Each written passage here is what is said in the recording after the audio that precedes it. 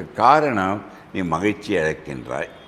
மகிழ்ச்சி இழக்கும் கிளாட் ஆகிடும். கிளாட் ஆகணும்னு அடைப்பு வரதுக்கு 60 வருஷம் 60 வயசு 25 வருஷமாக அடைப்பு வருது.